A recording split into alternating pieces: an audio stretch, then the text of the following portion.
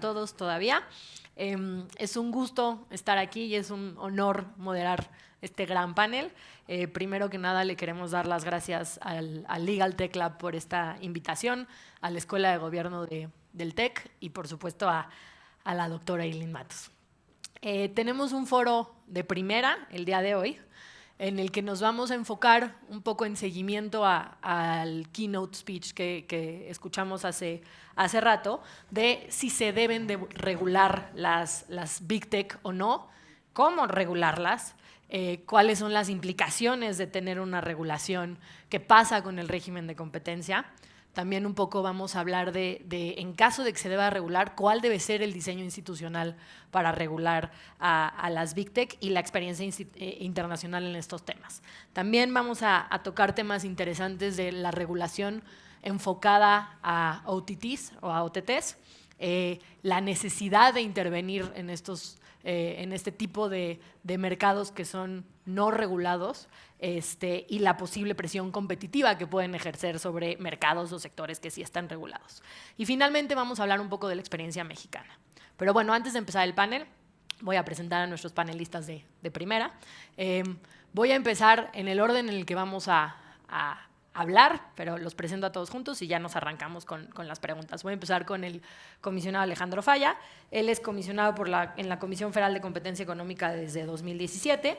Es licenciado en Derecho por la Universidad Iberoamericana.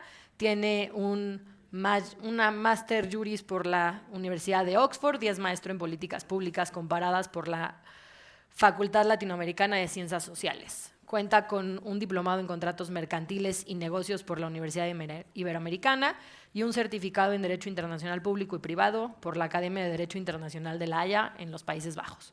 Tuvo diversos puestos en la Secretaría de Economía, incluyendo director general de Inversión Extranjera y jefe de la Unidad de Diseño e Implementación de Políticas Públicas para la Productividad.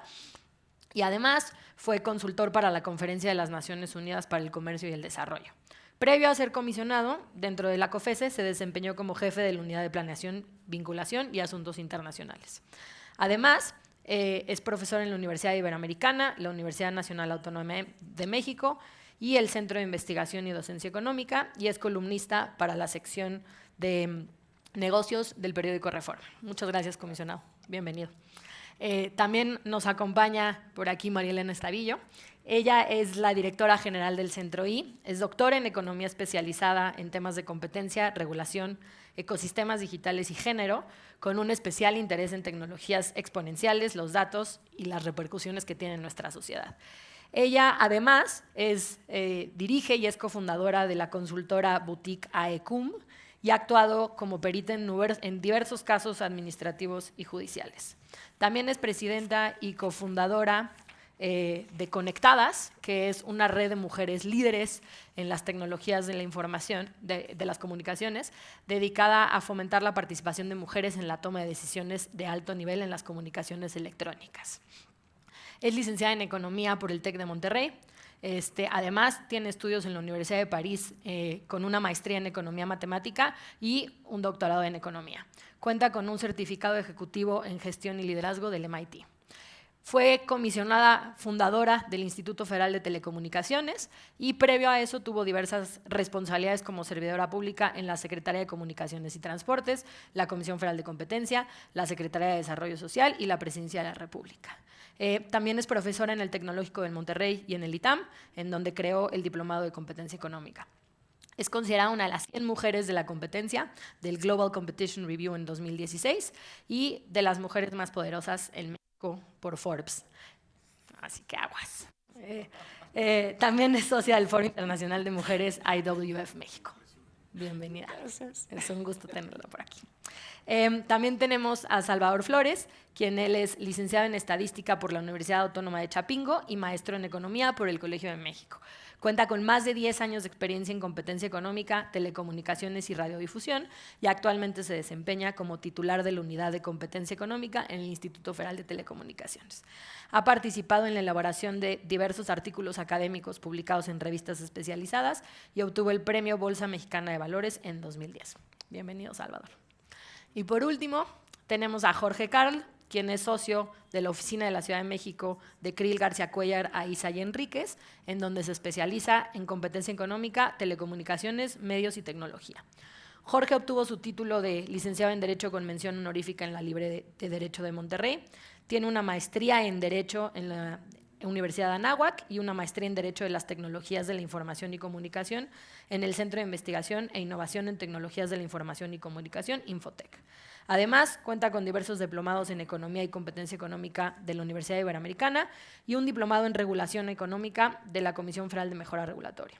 En 2015 y 2016 trabajó como asociado en la práctica de competencia económica en Freshfields en Bruselas, Bélgica. Él es reconocido como un experto en la materia de competencia económica por Chambers and Partners, Who's Who Legal, The Legal 500, Global Competition Review y otros. Y en telecomunicaciones por The Legal 500 y Best Lawyers. Es miembro de la Asociación Nacional de Abogados de Empresa, ANADE, y de la Fraternidad Jurídica Phi Delta Phi, capítulo Salinas Martínez. Bienvenido, Jorge. Bueno, habiendo presentado a nuestros panelistas, vamos a comenzar con la plática y con el debate. La dinámica va a ser la siguiente. Le voy a hacer yo algunas preguntas a los panelistas y después de cada intervención, si llega a sobrar tiempo, los mismos miembros del panel podrán comentar sobre ellas. Y al final esperamos que tengamos preguntas por parte del público, si es que hay tiempo. Cada panelista va a hablar sobre un tema diferente. Al comisionado Falla nos vamos a enfocar un poco en la necesidad de regulación. Después María Elena se va a enfocar en la parte orgánica, en cómo debería de ser el regulador y la experiencia internacional. Salvador se va a enfocar en la regulación o la necesidad de regular OTTs. Y Jorge nos va a platicar más de la experiencia mexicana. Así que vamos a empezar. Arrancamos con el comisionado Falla. A ver, la pregunta del millón. ¿Se debe regular a las Big Tech? ¿Sí? ¿No? ¿Y por qué? Corre tiempo, comisionado. Corre tiempo. ¿Se escucha? ¿Sí? A ver. No escucho absolutamente nada. Ya, sí. Okay. Gracias a todos, gracias al TEC por esta invitación y un gustazo compartir el panel con colegas y amigos. A mí me sorprende un poco ver que a la fecha hay especialistas, funcionarios que únicamente alaban los beneficios de los modelos de negocio de las Big Techs, que por supuesto los hay, y que asumen que es un sector que se tiene que autorregular y que tiene tantas bondades que tiene que operar libre de regulación. Y yo creo que hay dos consensos ya bastante claros en el mundo, derivado de un análisis serio de este tema y de la propia evidencia empírica. Uno es el hecho de que ciertos modelos de negocio, no todos, asociados a los grandes gigantes digitales, han florecido en parte, además de los esfuerzos de inversión y de innovación, por las ausencias o por las lagunas regulatorias. Les ha permitido florecer y crecer. El segundo consenso es que hay una serie de preocupaciones legítimas de política pública en lo económico y en lo social que ameritan y que hacen indispensable la intervención estatal, principalmente a través de la regulación, como sucede en prácticamente todos los sectores y actividades que tienen impacto público y que tienen cierta relevancia. Pensemos en transporte, energía, telecomunicaciones, etcétera. ¿Cuáles son estas bases? Y es una discusión muy compleja, pero la voy a tratar de resolver en muy pocos minutos. En lo económico, lo que podemos observar es que, a diferencia de los sectores tradicionales, la estructura de estos mercados claramente te lleva a la monopolización de los mismos o al fenómeno mejor conocido en inglés como tipping. No solo estamos en presencia de poderosos efectos de red y de economías de escala que te hacen ser grande, sino aquí el tema es que la propia tecnología y los modelos te hacen crecer a tasas aceleradas, prácticamente a costo variable cero. Hay una ausencia de costos de distribución que te permite expandir los mercados relativamente fácil y sobre todo estamos en presencia de sistemas que recopilan, procesan y explotan la información de una manera masiva que te permite crecer hacia mercados adyacentes y crear verdaderos conglomerados digitales, lo que se ha denominado como estrategias de envelopment. Entonces, todo eso le resta la contestabilidad a los mercados, a veces es prácticamente de cero, y hace casi imposible a ciertos agentes a que puedan entrar. Entonces, Esto es un problema. El déficit de competencia en el sector digital, como en cualquier otro sector, invariablemente te genera pérdida de innovación, menos ofertas, mayores precios e inclusive hay otro tipo de preocupaciones en materia política, en materia económica.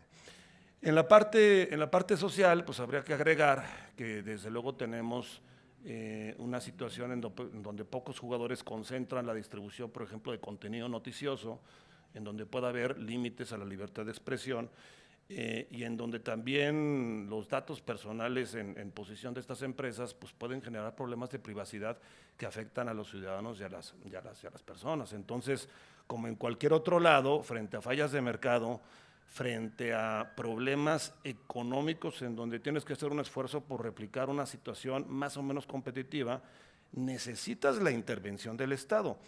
El problema es que parece que estamos dando palos de ciego alrededor del mundo y los países no saben cómo reaccionar ante fenómenos que claramente generan preocupaciones que hay que tratar de mitigar y un poco el miedo completamente legítimo de todos es que la regulación, en lugar de alcanzar objetivos legítimos y resultados deseables, imponga costos de más o que limite los propios procesos de innovación. Entonces, una primera respuesta es sí necesitamos regulación, pero la segunda pregunta que puede ser también muy relevante es ¿qué tipo de regulación necesitamos que nos genere mayores beneficios que costos?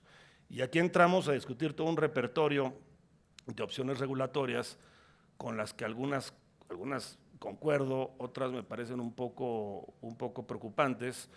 Digamos que en el espectro tenemos en el extremo de menor intervención sugerencias de autorregulación o de códigos de conducta que me parece que tendrían muy poco alcance y que pueden ser un llamado a misa.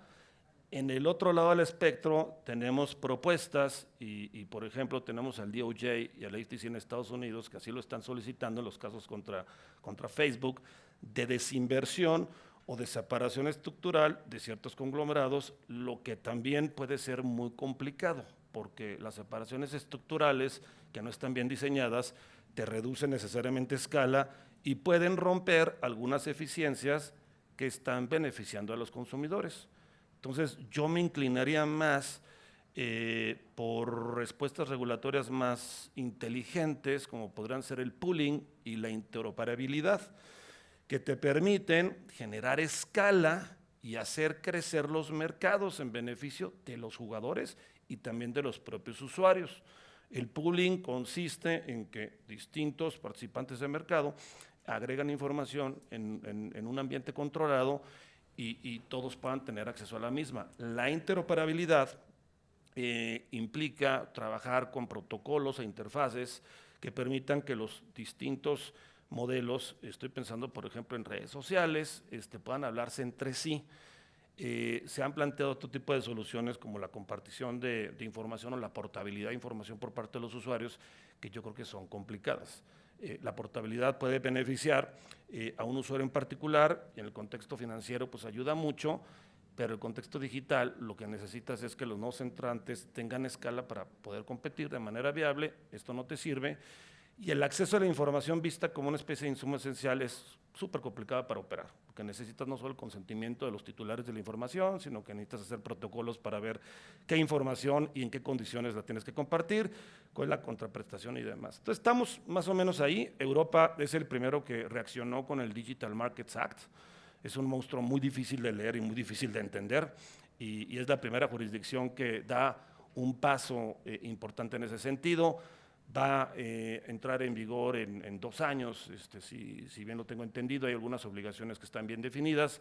Una virtud y que vale la pena también revisar es que contiene mandatos de hacer o prohibiciones específicas a ciertas plataformas que gozan de la característica de gatekeeper y que están en cierta posición de realizar prácticas anticompetitivas, porque el otro gran problema que estamos viviendo es que la estructura de mercado no solo te dirige hacia la monopolización, sino que también incentiva a estas empresas a invertir recursos que podrían ser destinados a actividades más productivas para mantener esquemas que afiancen su dominancia. Si el motor de búsqueda de Google es tan eficiente, ¿por qué tendría que pagar monumentales cantidades de dinero, por ejemplo, a Apple o a los fabricantes de dispositivos que utilizan Android, para que su motor sea la opción predeterminada? Si tienes un muy buen sistema de agencia de viajes, ¿por qué tienes que obligar a tus usuarios comerciales a que no ofrezcan mejores precios en otros canales de distribución? Si estás monetizando la información que recibes por parte de tus usuarios, pensando en el esquema de redes sociales, no tendrás que tener límites en la manera en cómo combinas e integras esa información. Entonces, también aquí las prohibiciones específicas y concretas nos pueden ayudar mucho. El panorama es muy incierto. Estamos en una fase en donde parece que estamos identificando el problema y las posibles soluciones, y habrá que aprender de los primeros experimentos que empezamos a observar, principalmente en el contexto europeo. Muy bien, muchas gracias.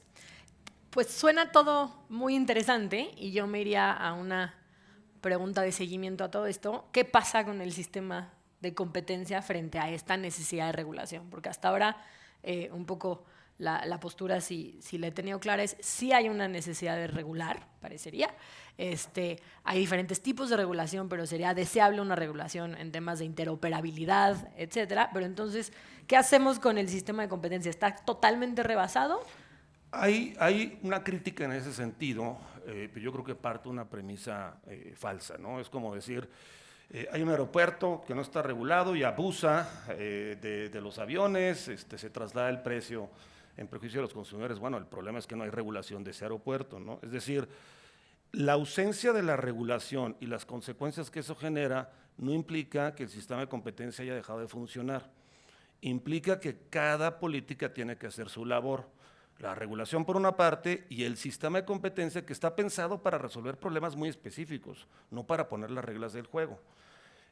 Yo creo que los principios y fundamentos alrededor de los cuales ha funcionado el sistema de competencia siguen siendo perfectamente válidos, y que el sistema es lo suficientemente dúctil como para que pueda atender problemáticas de competencia que son propias de su naturaleza no regulatorias, y que pueda haber intervenciones exitosas que no van a ser suficientes. ¿Por qué? Porque también necesitamos política regulatoria, también necesitamos políticas en materia de protección al consumidor y demás. Sí hay, sin embargo, cosas que cambian, tienen que ver más bien en la manera en que se hace el análisis, que puede ser más complicado, y en flexibilizar el entendimiento de ciertos conceptos. Por ejemplo, el bienestar del consumidor. Estados Unidos tiene una tradición reduccionista, con la que no concuerdo, de ver el bienestar del consumidor como un efecto de precios en el corto plazo, ¿no? Y uno dice, bueno, si todo tiene que ver con precios, ¿qué pasa con los mercados que tienen un precio cero? Ya no puedes usar tus herramientas de monopolista hipotético y demás. Dices, bueno, precio cero es un número más, puedes hacer un contrafactual con precios negativos, pero el tema es que no todo tiene que ver con precios, y mucho menos en el entorno digital. Puede haber pérdida de innovación, puede haber una afectación en la capacidad de los usuarios para moverse de un sistema a otro, que es el multihoming, que a veces artificialmente las empresas lo intentan impedir, ¿no? A través de estos acuerdos de exclusividad. Entonces, el bienestar del consumidor en el contexto digital tiene que ver con mucho más. Por ejemplo, el deterioro de las condiciones de privacidad es una afectación que tiene el consumidor, porque es una condición de oferta. Entonces, puedes no verte afectado en el precio, pero sí puedes verte afectado en el uso que se le da a la información que proporcionas. Otro ejemplo o otra complejidad es el análisis de los mercados de dos lados, en donde es necesario ver la interdependencia entre cada lado y cómo lo que pasa en un lado puede afectar el precio de otro. Si los dos lados son parte de un mismo mercado, porque, por ejemplo, es transaccional tu plataforma, o si son dos mercados con relaciones interdependientes que tienen que ser analizadas por separado, unos de redes sociales, unos de publicidad, qué sé yo. En el tema de concentraciones, yo creo que también aquí tenemos que ser mucho más flexibles, porque aquí lo que ha pasado es que creo que se ha sido un poco laxa la revisión en los últimos 10 años, porque cuando hay una compra de una innovación que es incipiente, las autoridades normalmente ven la ausencia de traslapes, porque el que adquiere lo que quiere es agregar una nueva vertical o una nueva funcionalidad que no tiene su conglomerado. Se asume que es una concentración de portafolio, que normalmente son de diversificación y no deberían de tener mayor complicación. Así sucede en los mercados tradicionales, pero resulta que en el entorno digital eres una cosa en el momento de la adquisición y evolucionas de manera dinámica y versátil hacia otra cosa en 2 o 3 años. Entonces, aquí hace sentido que tu definición de mercado entienda esta realidad y esta versatilidad y meterle elementos de análisis de naturaleza más horizontal, ver cuál es la competencia potencial que puede ejercer el negocio adquirido en el futuro, ¿no? Entonces, hay una serie de situaciones ahí que nos exigen ser más flexibles en el análisis. Sí, probablemente haya que hacer una serie de ajustes a las legislaciones. Eso depende de cada país. A lo mejor hay prácticas de abuso de dominancia que son propias del entorno digital que no están tipificadas en México. Por ejemplo, la autopreferencia, que a mí me parece muy anticompetitiva, que es el caso donde tú eres dueño de un marketplace o eres el dueño de la cancha y al mismo tiempo juegas. Entonces hay incentivos para concederte autopreferencias, ¿no? Entonces, pero estoy hablando de ajustes específicos, los umbrales de notificación de concentraciones. Hay algunos países en donde se les va todo. ¿Por qué? Porque la ley no exige notificar. En México tenemos umbrales que nos permiten capturar prácticamente todas las transacciones relevantes, porque incluyen tanto el importe de la transacción como adquisiciones de menor tamaño en el importe, pero de empresas que son grandes en términos de activos o de ingresos. Entonces, concluirá diciéndote, sí puede haber ajustes al sistema, pero principalmente hay una necesidad de endurecer la aplicación de las herramientas y de entender la diferencia en el análisis que te lleva la naturaleza de los propios modelos digitales. Muchas gracias. 15 minutos. No, ya te vi, muy cumplido. Me informan que hasta tenemos más tiempo, entonces bueno, podemos hacer las intervenciones y que los panelistas puedan comentar sobre ellas. Pero ahora paso con María Elena. Todo esto que menciona el comisionado ha sido motivo de debate en muchas jurisdicciones y además le han dado enfoques completamente distintos o diferentes, no completamente distintos, pero distintos enfoques. Sí. Inclusive algunas ya han optado por emitir regulación, lo decía el mismo Alejandro, otras están optando por separar y desincorporar. ¿Cuál es la postura internacional o qué nos puedes tú decir de las posturas internacionales con este tema? Yo creo que no hay una postura internacional, ¿no? Eso es, de ahí partimos. Hay una discusión, hay un debate muy amplio, pero sí estamos como en diferentes facetas y experimentando muchas cosas distintas también. Y yo creo que eso pues es interesante porque estamos viendo diferentes enfoques en los países. Pero digamos, tomando algunos puntos de hacia dónde van las discusiones.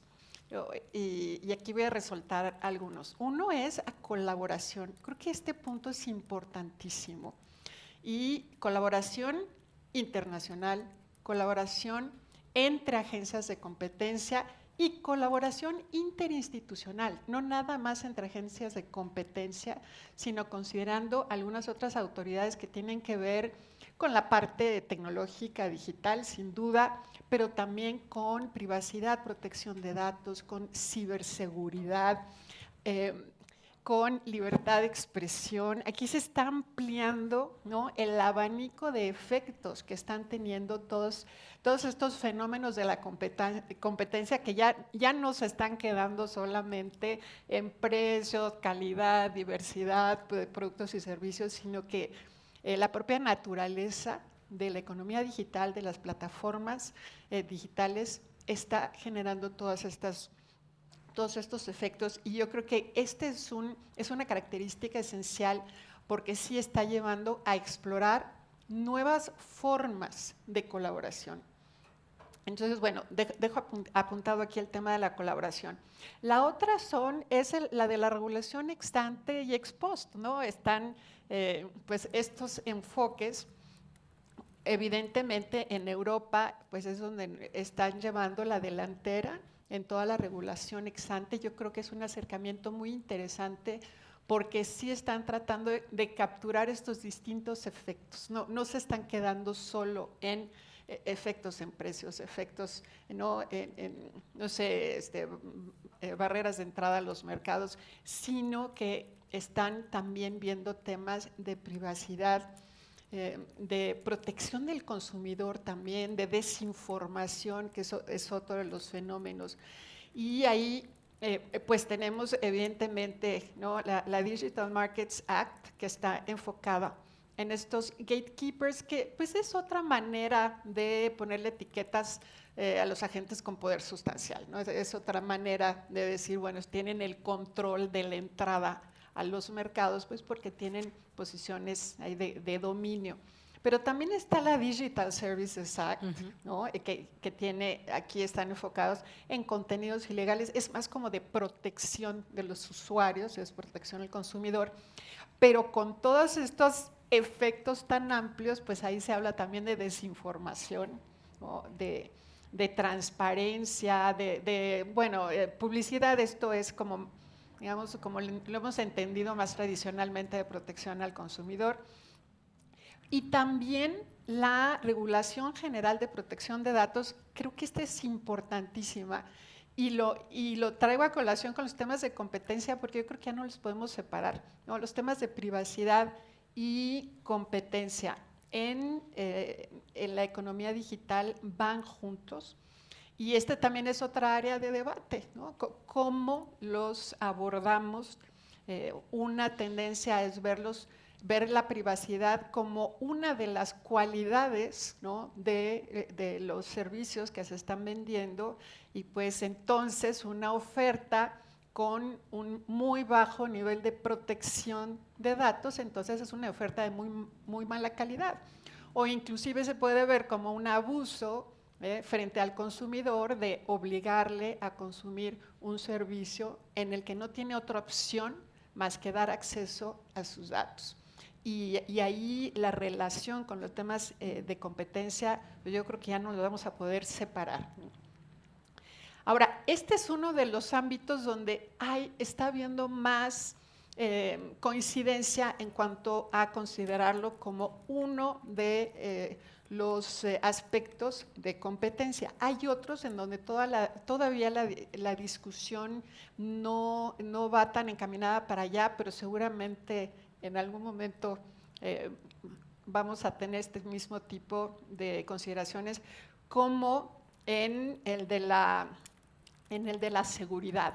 Creo que ese es un ámbito importante. Y el de la pluralidad y la libertad de expresión, que esos también, bueno, la pluralidad con los temas de competencia también van muy de la mano. Digo, eso, por ejemplo, el Instituto Federal de Telecomunicaciones es una discusión que tiene muchos años, y porque la pluralidad está en la ley y estaba desde antes. Y siempre ha sido un tema muy difícil de abordar, porque no bastan las herramientas de la ley de competencia, ¿no?, para asegurar los temas de pluralidad, pero sí están relacionados. Si no tienes competencia, no tienes pluralidad, pero no es suficiente, ¿no? Entonces, también es un tema muy interesante, pero que necesitamos explorar mucho más. Y en las plataformas digitales, los temas de pluralidad cada vez tienen más importancia, tienen que ver con aspectos democráticos, de libertad de expresión, de igualdad, de no discriminación. Entonces, bueno, esta también, como que esta tendencia, ¿no?, y que es parte de las discusiones internacionales que estamos muy lejos de resolver, pues también nos da otra característica importantísima, porque entonces quiere decir que por el funcionamiento de las plataformas digitales, los temas de competencia ya están entrelazados con muchos otros temas que no teníamos en otros mercados tradicionales, ¿no? En otros, pues sí podemos separar perfectamente el ámbito de la competencia y de los otros temas. Y en las plataformas digitales ya no. Ese es un reto grandísimo. Otra tendencia internacional es ya ir quitando el énfasis en la definición de los mercados relevantes. Eso para nuestra práctica, yo diría más para la práctica que para la ley, está siendo un reto muy importante. Porque yo creo que nuestro marco jurídico sí nos da para una interpretación más creativa y más innovadora del concepto de mercado. Y es algo que podemos explorar, porque las plataformas pues ya no son mercados donde hay unos oferentes y unos demandantes. La integración de las plataformas implican la creación de ecosistemas a veces sumamente complejos, donde no podemos separar. Y a veces las interacciones son directas, tenemos un grupo de oferentes y otro de demandantes e intercambian. Pero en las plataformas a veces esas relaciones son indirectas, pasan antes por otro grupo de oferentes demandantes que ofrecen por un lado, demandan por otro lado, y a veces los intercambios no son de dinero, aquí va dinero, pero para el otro lado va tiempo, va tráfico, van datos, van atención.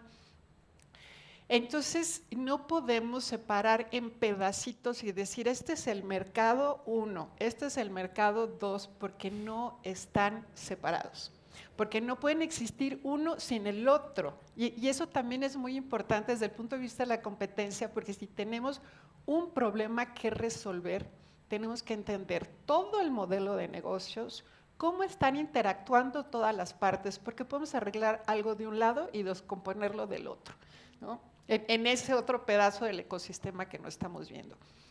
Y por eso algunos países sí se han ido hacia quitar el énfasis en los mercados, y ya vemos como estos abordajes de las autoridades de competencia que ya nos están metiendo en esta definición tan tradicional del mercado, sino a conceptos mucho más amplios y con mayor énfasis en las fuerzas competitivas, en la presión competitiva, en las posiciones de poder dentro de un ecosistema. Creo que eso crea, para nosotros crea un gran reto, pero sí yo creo que el mayor reto está en cuanto a nuestra práctica, nuestros precedentes, pero no en la ley. Tenemos conceptos que dan para mucho, los mercados relacionados, el mercado relevante, los bienes complementarios, los servicios complementarios. Tenemos muchos conceptos ahí que vale la pena explorar, porque además tenemos que ir evolucionando, ¿no? Y pues los mercados ya no se comportan como antes, ¿no? Las economías van cambiando y esta es una transformación fundamental. Entonces tenemos que ir adaptando nuestra manera de enfocar los temas. Y yo sí tengo una pregunta que adelante. Va muy relacionada con esto.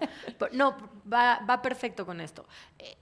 Nos das una excelente perspectiva de las tendencias internacionales y el enfoque, pero creo que un común denominador es no podemos aislarnos solo en el mundo de la competencia, ¿no? Los mercados digitales y el enfoque de la regulación tiene implicaciones en materia de telecomunicaciones, en materia de privacidad de datos, en materia de seguridad de la información, en materia de protección al consumidor, en todo. Es un enfoque básicamente integral y como muy bien decía, si a lo mejor tapas este lado, tienes que ver que no estés destapando el otro. Entonces, también pensando en las tendencias internacionales, ¿cómo debe ser el regulador, ¿no? ¿Eliminamos a todos los reguladores sectoriales y hacemos un gran regulador superpoderoso o que sigan existiendo los reguladores sectoriales pero con cierta comunicación o coordinación entre ellos? Yo soy de la opinión que no podemos juntar todo. Me parece imposible tener un regulador que tenga todas estas especialidades, todos estos mecanismos para estar analizando tantas cuestiones que además requieren especialización. No le puedes exigir a alguien que sea especialista en privacidad, en competencia, en inclusión, en seguridad. Esto es imposible.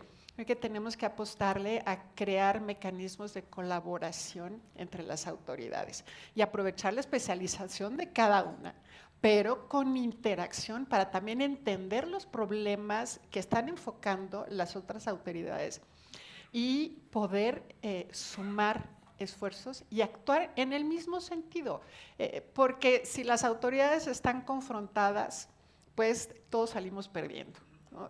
Y creo que ahí está el reto. No tenemos esos mecanismos, no existen, los tenemos que crear, tienen que ser figuras ágiles. Hay temas de facultades, hay temas de compartición de información confidencial, hay que trabajar en eso, pero yo creo que ahí es donde pueden estar las soluciones, en mecanismos de colaboración y además muy estrechos, muy de todos los días, no excepcionales que de pronto, ay, eso vamos a hablar ¿no? con la autoridad tal una vez al año, no, esto tiene que ser de todos los días. Muchas gracias.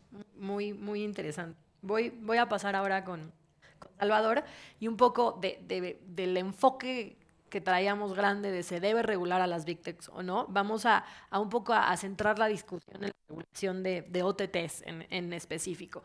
¿Qué pasa en el caso de OTTs? ¿Se les debe regular o no? ¿O cómo ha sido la discusión en este sentido? Hola, buenas, que son buenos días, Días todavía. Pues antes que todo, muchas gracias también por la invitación a Eileen y es un placer igual compartir esta mesa con ustedes. Y debo decir también que las opiniones son a título personal y de ninguna manera representan la opinión del instituto, que es donde trabajo. Y sobre esta pregunta que me haces muy puntual, pues creo que a lo mejor voy a repetir algunas cosas que ya dijeron Alejandro y María Elena, y no porque les esté copiando, sino en verdad coincido. Y en esta parte, la metáfora que decías, Alejandro, de dar palos de ciego, me parece que es muy, muy puntual. Y creo que está pasando porque no se está siguiendo algo que ya está estudiado al día de hoy, que son los principios básicos para emitir cualquier tipo de regulación, ¿no? La OCDE tiene muchos documentos ahí en los que básicamente son 4 elementos que nos dice que cuando uno pretende emitir algún tipo de regulación, pues antes hay que hacer un diagnóstico claro, ¿no? Hay que tener un diagnóstico de cuál es el problema que se quiere resolver y no aventarse nada más a regular por regular.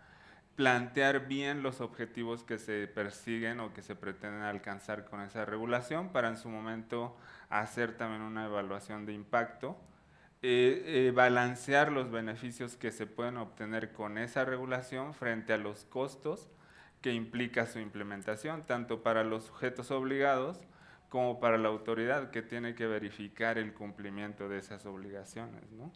Y en último lugar, y no menos importante, la coherencia regulatoria de la que hablaba María Elena, que tiene que ver con la colaboración entre todas las autoridades involucradas, a lo mejor no solo nacionales, sino internacionales también.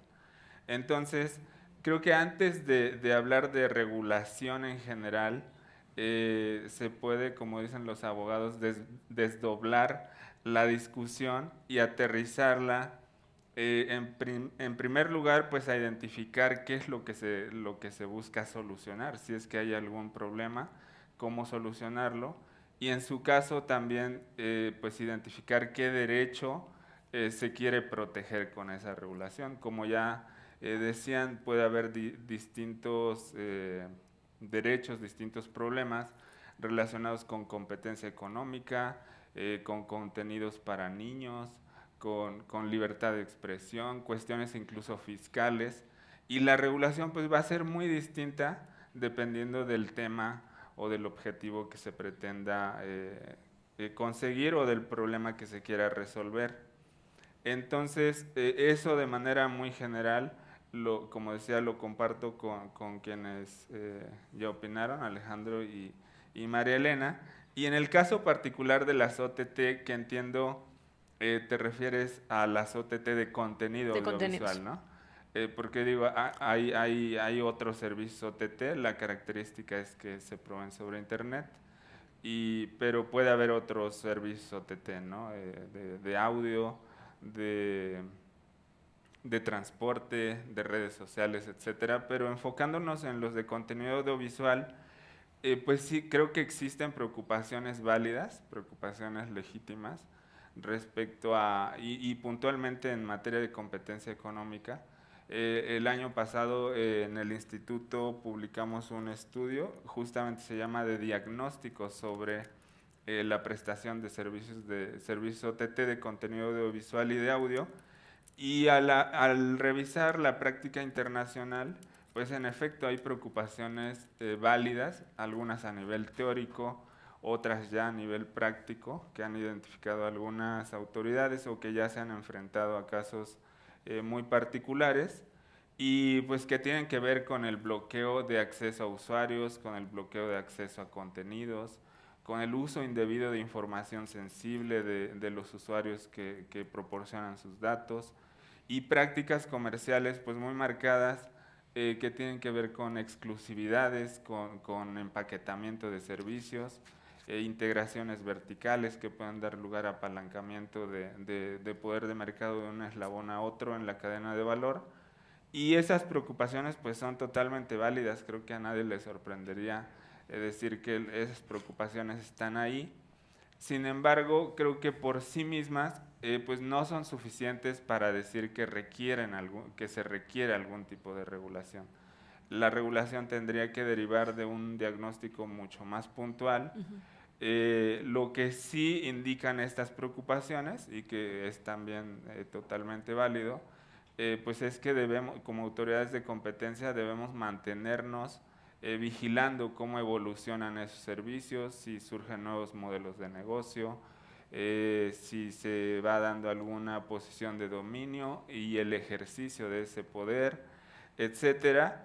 Y como ya decían también, en su caso identificar si las herramientas que tenemos al día de hoy son suficientes para atender esos problemas, o en su caso son insuficientes, y por lo tanto ahí ya podríamos estar hablando de la posibilidad de algún tipo de regulación adicional a las herramientas de competencia que ya tenemos. Gracias, Salvador. Un poco en seguimiento a esta pregunta que planteas unos puntos muy, muy interesantes, entiendo perfecto que dices, hay preocupaciones válidas, definitivamente se tendría que hacer un estudio mucho más profundo para determinar la necesidad de regulación o no, pero aterrizándolo un poco a México y supongamos que surgiera esa necesidad de regulación. Nuestro país, en el sector de telecomunicaciones y radiodifusión, ya existe una herramienta regulatoria bastante interesante, que es la regulación asimétrica que se le aplica a los agentes económicos que son preponderantes en el sector telecomunicaciones y radiodifusión. ¿Se les podría aplicar una regulación similar? Sí, no, ¿por qué? Pues digo, mi respuesta, y es opinión. Título personal. No, Hago es no. Yo creo que al día de hoy no tenemos condiciones para pensar en una regulación similar a la de preponderancia. Y un poco es por los principios generales que señalaba al principio. Cuando surgió la idea de preponderancia, todo el diseño de tener ese instrumento casi en automático, muy simplificado, que consiste únicamente en voltear a ver la participación de mercado. Si alguien supera el umbral del 50%, participación sectorial, si alguien supera ese umbral, pues en automático es sujeto de regulación. Y en ese momento, que era 2013, pues había un diagnóstico muy claro, elaborado por la OCDE también, de cómo estaba en ese momento el sector de telecomunicaciones y radiodifusión, y que al final fue retomado en la reforma de 2013 en materia de telecomunicaciones y competencia económica, y había un claro diagnóstico de que las herramientas o instrumentos que tenía la autoridad o las autoridades en ese momento no estaban siendo suficientes para tener mejores condiciones de competencia en los mercados de estos sectores. Y principalmente porque pues había un uso excesivo de recursos judiciales para impedir la aplicación de la regulación, ¿no? Y eso pues llevó a idear el concepto de preponderancia y que fuera una manera pues mucho más sencilla e inmediata de poder regular a quienes tenían una posición de dominio. En el caso de los OTT, pues me parece que al día de hoy no tenemos ese diagnóstico, no tenemos esa situación. No hay un diagnóstico que nos haga pensar que hay un problema de competencia similar al que se observaba en telecomunicaciones y radiodifusión. Y al no haber condiciones iguales, pues me parece que la regulación tampoco tendría que ser igual. No, muy interesante, y la verdad es que el tema de OTTs y contenidos audiovisuales se presta bastante al debate por la similitud que tienen a otros servicios que se prestan en el sector de telecomunicaciones y radiodifusión. Y con eso te haría a ti una última pregunta, justo como enfocado en esto, ¿no? ¿Cómo analizar los servicios de OTTs de contenidos respecto de otros servicios de telecomunicaciones, ¿no? Insisto, en cierta forma suplen o sustituyen o complementan algunos de los servicios de telecomunicaciones como tradicionalmente nosotros los conocemos.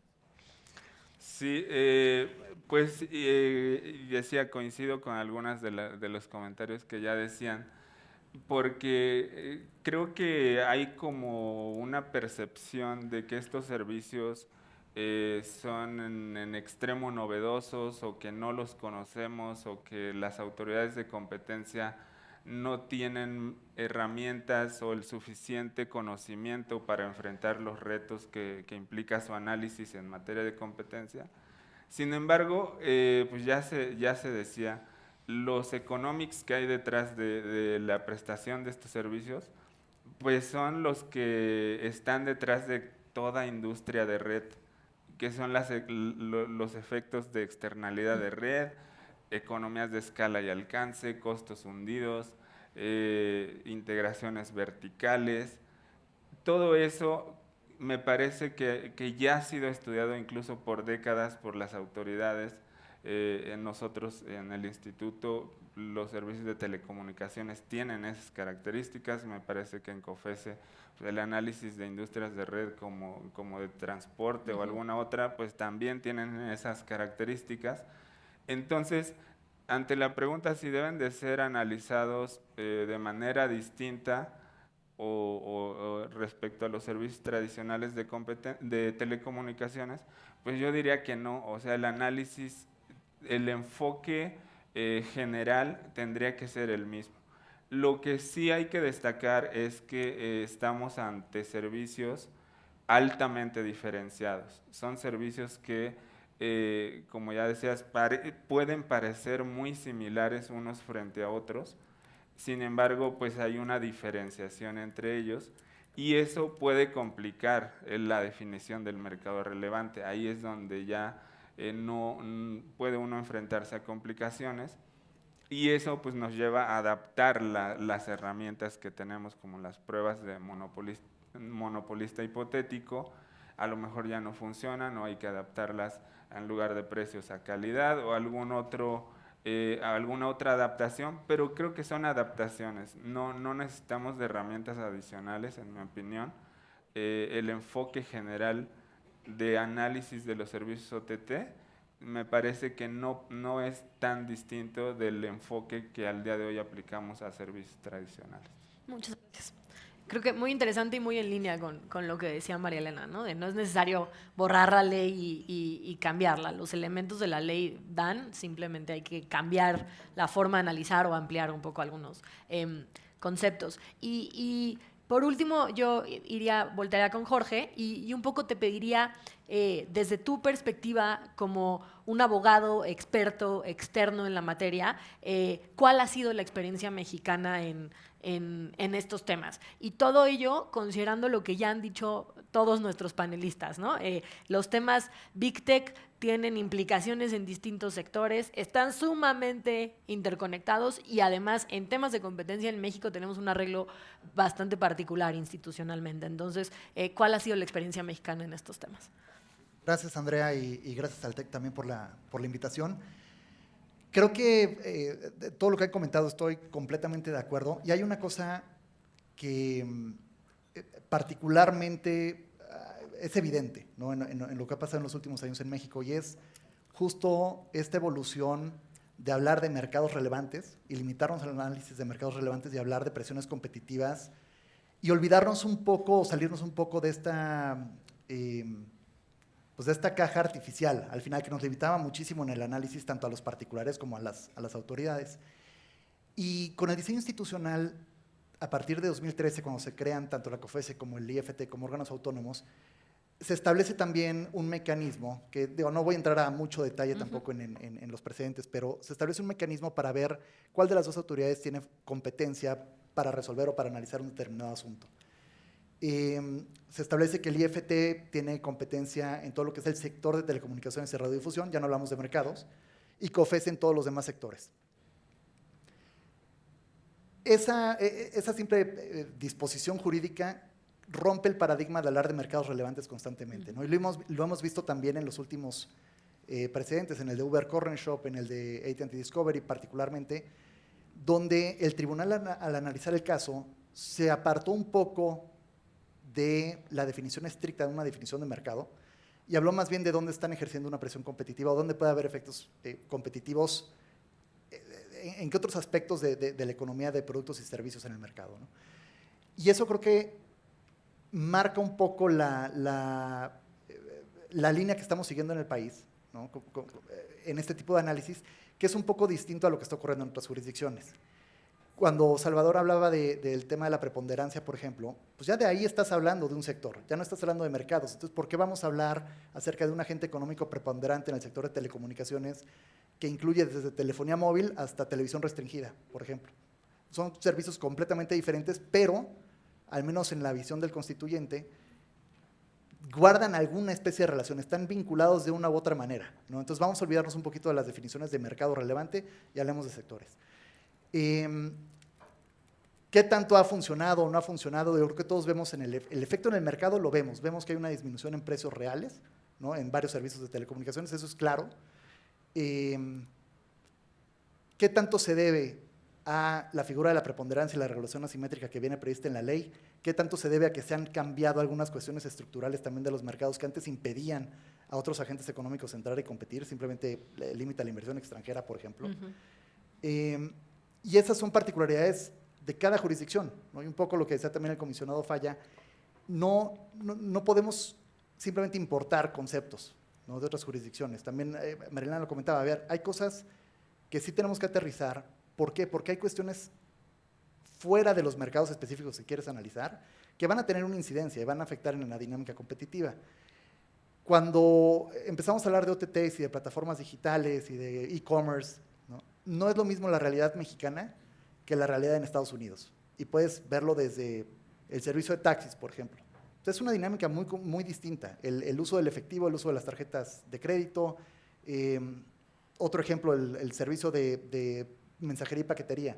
No es lo mismo el servicio postal en Estados Unidos y las reglas como funcionan que las reglas como las tenemos en México. Entonces, todos esos factores inciden en cuál va a ser la realidad, ¿no? Al final. Y eso es lo que tenemos que ir revisando. Ahora, una particularidad mexicana que sí tenemos que atender y tenemos que resolver, y yo al menos personalmente sí creo que es un problema, es justo este sistema que tenemos en México para la distribución de competencias y la asignación de competencias.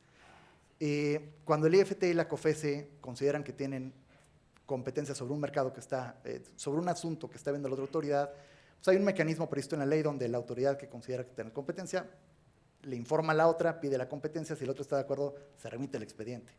Si no están de acuerdo, se van a un tribunal y el tribunal resuelve, en teoría, en 10 días hábiles. En teoría. Se ha explorado eso, el primer conflicto competencial, si mal no recuerdo, fue en 2014, fue el primero. Se resolvió relativamente rápido, el segundo se resolvió relativamente rápido, y a partir de ahí han habido retrasos pues, cada vez más importantes. Y se ha buscado soluciones y se han hecho varias propuestas desde una comunicación mucho más estrecha, también volviendo un poquito al tema de esa colaboración entre autoridades. En algunos casos funciona. El problema de la comunicación y de estos canales abiertos es que si una autoridad dice, yo considero que tengo competencia en este sector o en este mercado, Y la otra también, pues la comunicación no te va a ayudar a evitar un conflicto competencial. Y creo que el objetivo no debe ser evitar los conflictos competenciales. Creo que, al menos para los particulares, el objetivo tiene que ser cómo evitar que esos conflictos competenciales retrasen innecesariamente una operación, un análisis, simplemente por certeza jurídica, ¿no? Muchas veces va a influir o va a afectar de forma importante en una operación, por ejemplo, una operación internacional, donde un conflicto competencial en México retrasa la autorización en México y se obtiene autorización en las demás jurisdicciones, pero también puede haber otras veces donde tú quieres saber como particular cuál es la autoridad que va a analizar una consulta, por ejemplo, ¿no? Oye, estoy pensando en un modelo de distribución que tiene ciertas particularidades, ¿con quién me acerco? ¿Voy con una autoridad, voy con la otra? Eso simplemente me deja en un estado de incertidumbre, ¿no? Y creo que todos los particulares o las empresas, cuando saben que hay la posibilidad de un conflicto competencial, nadie está oponiéndose a ello, ¿no? Pero sí tenemos que buscar mecanismos que funcionen, y si no podemos evitar un conflicto, pues hagamos que afecte lo menos posible a las partes, ¿no? Y hay varias propuestas por ahí. Algunas incluyen, por ejemplo, la presentación de consultas desde antes, ¿no? Si tú sabes que viene una operación en un futuro cercano sobre un mercado que puede estar en un área un poco gris, hacer una consulta a ambas autoridades, informarles, estoy haciendo esta consulta, detonemos el conflicto de una vez, en lo que nosotros trabajamos en el asunto para estar listos a presentarle a la autoridad competente en su momento, ¿no? La otra posibilidad también es hacer una especie de prenotificación, que es otra vez no necesariamente modificar las leyes existentes, sino adaptarnos y ser un poco más flexibles en los criterios que tenemos, ¿no? Creo que son las dos particularidades aterrizadas a México. No, me parece una propuesta muy interesante, porque justo mi siguiente pregunta era cómo darle certeza, ¿no? a un ente regulado o al agente económico. En México, como muy bien dices, tenemos este sistema de precedentes judiciales, que es lo que al final de cuentas va dando un poco de luz de cómo hacerlo, pero cómo darle certeza a los agentes económicos a través de precedentes o alguna otra solución. No sé si quisieras un poco Sí, ahondar en eso. creo que la única certeza que le damos, al menos nosotros a nuestros clientes, es realmente no hay una certeza. ¿Por qué? Porque tú puedes analizar un mercado o un determinado bien o servicio y tú puedes decir, a ver, esto yo creo que tiene un impacto competitivo o una influencia o una presión competitiva en un mercado que tradicionalmente es de telecomunicaciones, o yo creo que no. Pero ahora sí que cada persona que analice el mismo producto o servicio puede opinar distinto, porque no tenemos una definición clara y creo que es difícil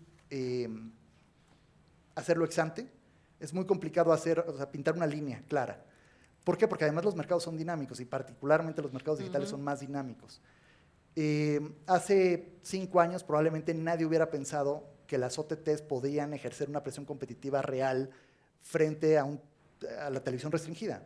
¿Por qué? Porque habían condiciones en el mercado que no permitían eso. La penetración de los servicios de banda ancha, el costo de las suscripciones, etc.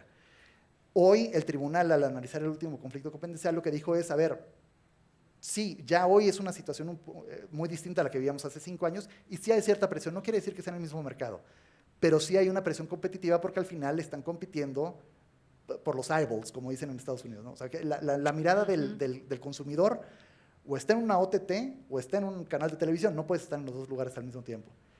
Pero eso también conlleva la siguiente pregunta, bueno, ¿y qué pasa con un videojuego? O sea, el videojuego debe ser un Xbox y un PlayStation, compiten también con eso. Una computadora compite también con eso. ¿Dónde pintas la línea, no? Es muy difícil. Y creo que al final la única certeza que se le puede dar a los particulares es tratar de buscar este diálogo previo con las autoridades. Y si ves que de plano es muy probable que haya un conflicto competencial, pues tratar de activar las cosas lo más pronto posible, ¿no? Eso es rompe un poquito con el esquema tradicional en México. En Europa, por ejemplo, existe el procedimiento de la prenotificación.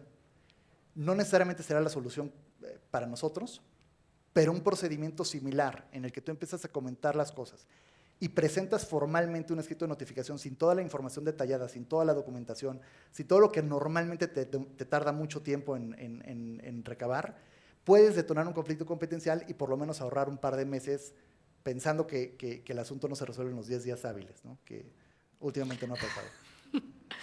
Muchas gracias. Vamos muy bien de tiempo. No sé, éxito. Y además me comentaba Eileen que tenemos tiempo extra. No sé si alguno de ustedes quisiera hacer un comentario follow-up o abrimos al público a ver si...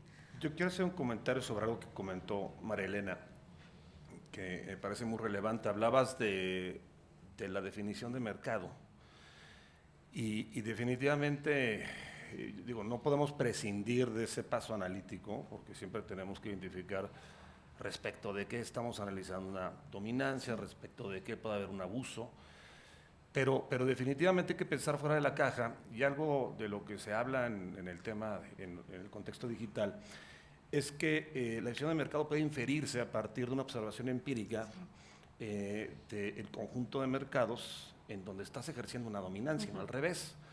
Estamos acostumbrados como agencia de competencia a hacer una definición preliminar o previa en un laboratorio y haciendo un análisis punto por punto que nos marca la ley. Ahí estamos, por ejemplo, el tema de gas, está analizando si la leña es sustituto del gas LP o no y tenemos que hacer toda una motivación en ese sentido y lo que puede pasar y lo que ha pasado en el contexto digital es que a partir de tu definición preliminar de mercado relevante llegas a una conclusión que no hace juego con la realidad.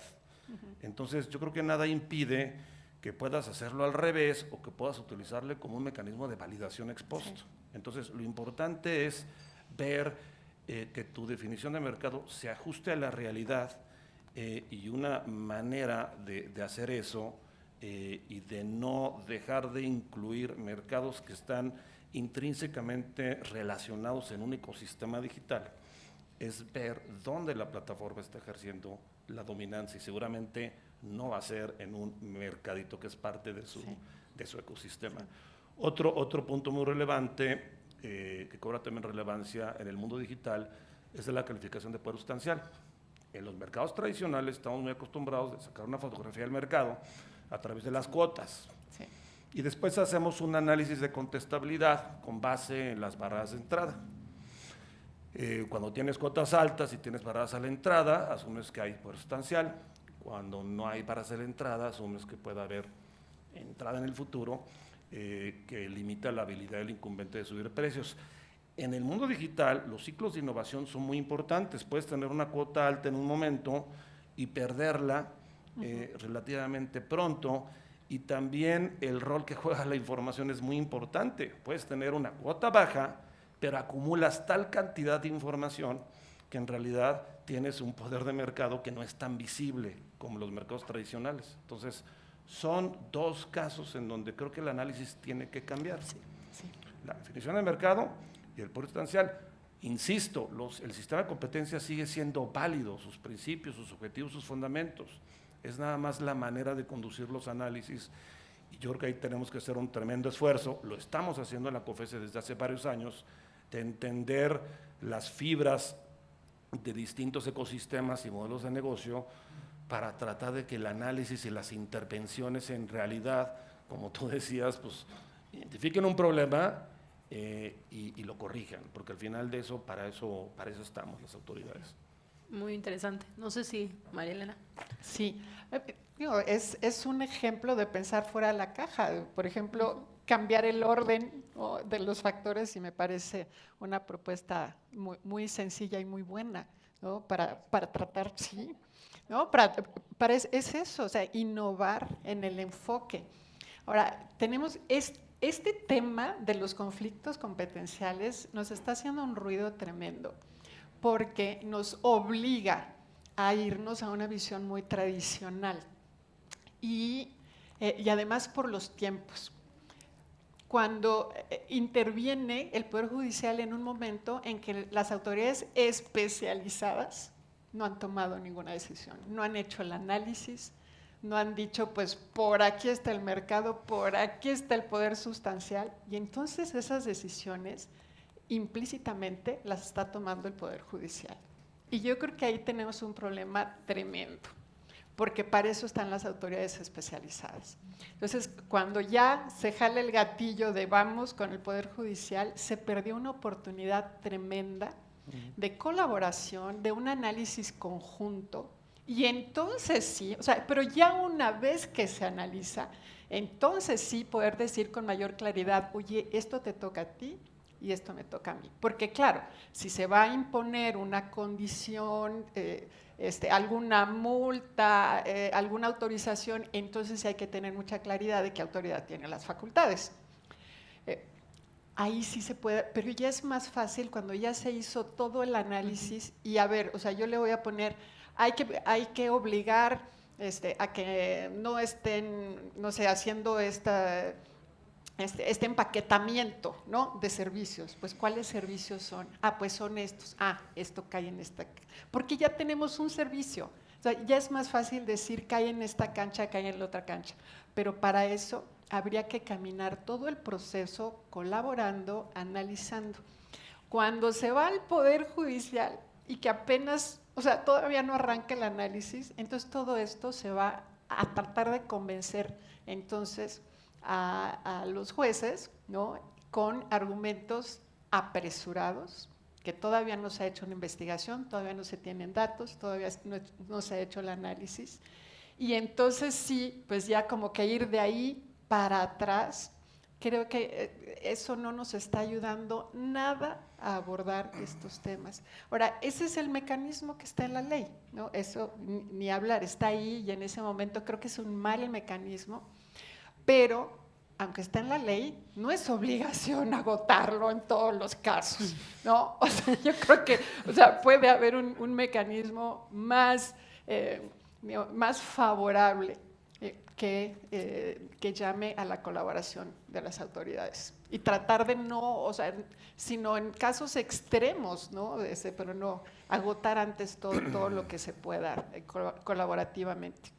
Y ¿sabes qué complica Creo que más? Jorge Bueno, trae. perdón. Ahí va, espérate. Es que algo iba va. a algo ahorita. Creo que hace un par de semanas escuchaba a un juez de distrito hablar acerca de la idiosincrasia que tenemos como país, ¿no? Y lo que decía es, fue en una conferencia, y lo que decía es, estamos acostumbrados en México a imponer, no a comunicarnos, sino a hablar. Independientemente de quién gana o quién pierde en el asunto, el que pierde va a decir, es que el juez está maiciado. No importa quién es la autoridad, si es el particular, da igual. Eso es lo que pasa mucho en México y al menos como de este lado, han habido varios conflictos competenciales en los que nuestra posición ha sido, no era necesario, este no era el asunto para un conflicto competencial. ¿Por qué? Porque obviamente si hay un caso donde en un análisis ex ante, ¿no?, o un prejuicio incluso, si dices, este puede ser un asunto problemático y es un asunto relevante que genera riesgos a la competencia o a los consumidores, que se busque el conflicto competencial, ¿no? Pero cuando la ley te establece que en el momento en que una autoridad tenga conocimiento que la otra está resolviendo un asunto que puede ser de su competencia, eso también es sujeto a interpretación. Esa frase se puede interpretar de 1000 formas. Una es, oye, yo vi una publicación en las listas de la otra autoridad o un requerimiento de información y yo sé que estás viendo un asunto y yo creo que tengo competencia. Se puede interpretar así. O se puede interpretar también de otra manera, que es, a ver, yo no sé realmente cuáles son los mercados que estás viendo en un expediente determinado y no necesariamente voy a ir a pelear esto. Y yo creo que en asuntos que no ameritan un análisis tan complejo, al menos en el mercado que puede estar sujeto a conflicto, pues no necesariamente se tienen que ir a pelear en todos los casos, ¿no? ¿Por qué? Porque la afectación, y en los últimos tiempos se están acelerando los números de conflictos competenciales y se está alargando muchísimo el tiempo de resolución por parte del Poder Judicial. Creo que también responde a externalidades, ¿no? El tema del COVID, la cantidad de asuntos que se quedaron pendientes. O sea, hay muchos factores que están influyendo, pero la realidad es que hoy un mercado muy pequeño en una operación puede retrasar toda la operación porque el Poder Judicial tiene que resolver sobre qué tiene facultades y no necesariamente se tiene que hacer eso. Gracias. ¿Tenías un último comentario? ¿Ya? ¿Lo No, dejamos me perdí por la paz? Me perdí un poco porque creo que esta mesa era de ayer. Y como que de repente dejamos de hablar de regulación y aplicación del sistema de competencia en economía digital. Pero me quedé con ganas de hacer un comentario. Primero, no sé si han visto las listas de las sesiones de la Corte, o sea, para ver cuántas controversias constitucionales o acciones hay. Son cientos, ¿no? Nosotros llevamos 7 conflictos competenciales que yo sé que llaman mucho la atención, pero son relativamente pocos para el tiempo en que lleva este sistema, que sí es muy imperfecto. 2, el problema de fondo no son los conflictos, de hecho es el canal institucional para dirimir cuestiones que válidamente están siendo planteadas por el IFT y la COFESE. Lo que está mal son los tiempos de resolución. Entonces yo creo que ahí tiene que haber un llamado también a los tribunales especializados para que resuelvan de manera mucho más ágil los asuntos, porque la ley marca 10 días hábiles. Tercero, es otro ejemplo en donde la definición de mercado hace un poquito de ruido, porque hasta ahorita se ha aceptado que una misma transacción puede ser revisada por ambas autoridades, partiendo a veces, no sé si artificialmente, pero haciendo una partición de todos los mercados relevantes involucrados. No se ha hecho la discusión, no tengo una postura al respecto, pero nadie se ha puesto a pensar que podría pasar que las dos instituciones analizan un mismo problema en su respectivo ámbito competencial y que a veces este sistema de redundancia puede ser necesario por cuestiones de interés público. ¿Sabes qué? Este asunto es tan multifacético que puede generar un daño aquí y acá, y hay varios mercados relacionados, en unos está en mejor posición el IFT para analizarlos, en otros nosotros, bueno, pues esta transacción, por su propia naturaleza, necesita la aprobación de ambas autoridades. Entonces, es también una de las ideas de pensar fuera de la caja, y de manera mucho más flexible, ¿no? Pero insisto, el panel de conflictos competenciales fue el día de ayer, pueden ver la grabación, seguramente. ¿Alguien tiene alguna pregunta del público? Tenemos tiempo, sí. Sí, no, pues está padre también. Todos quieren hablar de eso, pero hay otros temas. Micrófono ahorita, lo pasan para allá, para que se oiga en línea. Gracias, buenos días. Entiendo, son interesantes las ideas que planteó la excomisionada Elena Estavillo y también aquí el colega. Me llama la atención que todas ellas requerirían cambiar algo de la regulación. Tenemos, por un lado, del artículo 28 constitucional, la Ley Federal de Competencia Económica, la Ley Federal de Telecomunicaciones y Radiodifusión, que esas se involucran procesos legislativos, que entiendo que son complicados, nadie quiere meterse ahí. Existen otro nivel de regulaciones, existen las guías de concentración, existen otros documentos que a lo mejor podrían ser otras vías para cambiar, y entiendo que incluso hay un mandato para cambiar las guías de concentración, entiendo que cada cierto tiempo se tienen que revisar. ¿Qué tanto la COFESE, y sería la pregunta para el comisionado Falla, qué tanto podrían explorarse esas vías de utilizar esas regulaciones técnicas, de utilizar esas normativas que no pasan por un proceso legislativo para tratar de explorar o tratar de crear mecanismos para tanto temas como la revisión de concentraciones de empresas digitales, los conflictos competenciales? ¿Qué tanto podría usarse esa vía para adoptar o integrar estas propuestas y quizá muchas otras relacionadas con la regulación del sector digital? Esa sería mi pregunta. Yo te diría, no hay regulación, o sea, en términos generales, los elementos regulatorios ex ante que se están planteando en Europa, que se están discutiendo apenas en Estados Unidos, no existen en México. O sea, la ley de telecomunicaciones y radiodifusión, por ejemplo, no contempla regulación de OTTs, no hay otro tipo de normativos que hablen de regulación digital, en el sentido de lo que hemos estado hablando. Haré una distinción, la COFESE no es órgano regulador, nosotros no regulamos ningún sector de la economía nacional, no ponemos las reglas del juego, nosotros aplicamos una ley de competencia y son intervenciones extraordinarias que tienen que ver con abusos de posición dominante, con la revisión de concentraciones, con el castigo de colusiones, y yo creo que en ese sentido nuestros esfuerzos normativos están orientados a hacer un mejor uso de nuestras atribuciones en materia de competencia en el contexto digital. Se puede, por supuesto, y hemos tenido discusiones internas de qué tan necesario podría ser emitir regulaciones de carácter general para tratar de dar mayor certidumbre hacia afuera a propósito de la aplicación de nuestros instrumentos. En algunos países, por ejemplo, han hecho reformas a sus guías de concentraciones. para poder incorporar en el análisis el efecto del multihoming, el efecto de la acumulación de información, algunas cuestiones que hemos estado discutiendo. Yo creo que en nuestro caso no es necesario, en la medida en que nuestras herramientas son flexibles. Puede ser deseable, son discusiones que debemos de tener. En la parte regulatoria, nosotros jugamos un rol, pero en nuestra función de abogacía.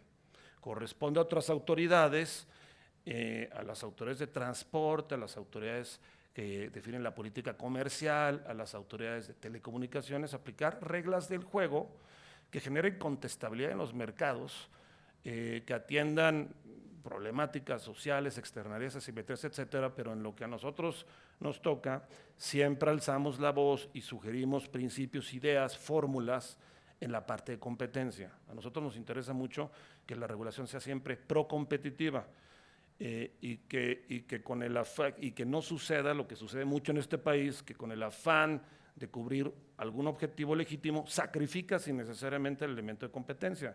Entonces nosotros ahí estaremos siempre promoviendo esas condiciones, pero sí es importante marcar esa distinción. A los legisladores y a otras autoridades les tocará regular los fenómenos del mundo digital y aquí no veo pues nada hasta ahorita que se esté trabajando en ese sentido. Estamos en la discusión y en lo que atañe a nosotros aplicaremos nuestras herramientas específicas y sí está abierta la posibilidad de que emitamos regulación, pero sí para ello necesitaríamos tener plena certeza de que eso nos conviene, ¿no? Hasta este momento estamos haciendo esfuerzos internos muy importantes para aumentar las capacidades y herramientas analíticas. Ya. 5 minutos. ¿Alguien quería comentar algo? Quizá por este tema de la regulación previa, yo creo que también es importante que si se hace algo, cuando se haga algo, explorar instrumentos más flexibles que una ley, ¿no? Porque este sector es muy cambiante, muy dinámico y una ley se va a quedar pues muy atrás muy rápidamente. Y aquí, por ejemplo, el Instituto Federal de Telecomunicaciones, pues que sí es regulador, puede emitir instrumentos, claro que nada más en el ámbito de sus facultades, y hay muchos temas que no van a entrar ahí y habría que buscar en otros. Salvador, no. ¿Por qué te metes? No, por favor. No, es que es de 10 segundos. Lo tenemos que controlar. Por favor, El Digital Markets Act de Europa te establece 2 tipos de obligaciones, las que ya sabemos y las que no sabemos.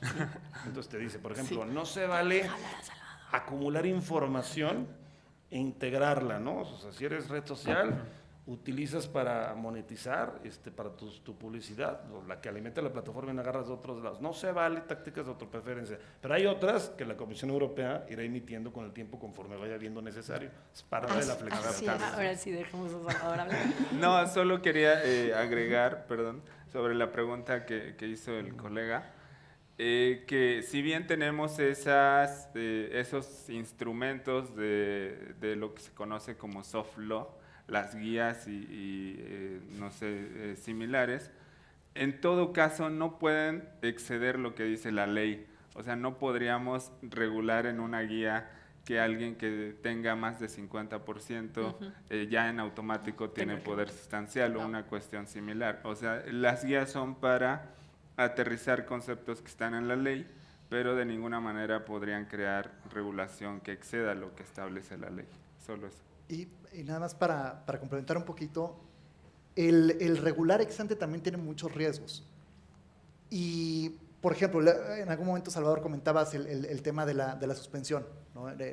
Cómo constitucionalmente en 2013 se establece que únicamente, que no procede la suspensión contra las decisiones de las autoridades de competencia y únicamente en el caso de multas o desincorporaciones de activos de la COFESE se ejecutan hasta después de que se resuelva el juicio de amparo.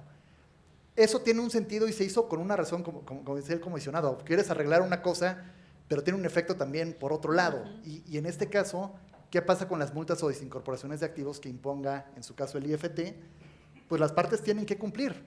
Y si hay que desincorporar un negocio, pues se tiene que desincorporar, vete al amparo y con los tiempos saber qué pasa el día de mañana. Igual y ganas, pero ese negocio seguramente ya no lo vas a poder recuperar como particular. Entonces, ese es el riesgo de la regulación ex ante cuando no se hace el análisis siguiendo los procesos correctos para un análisis de este tipo, ¿no?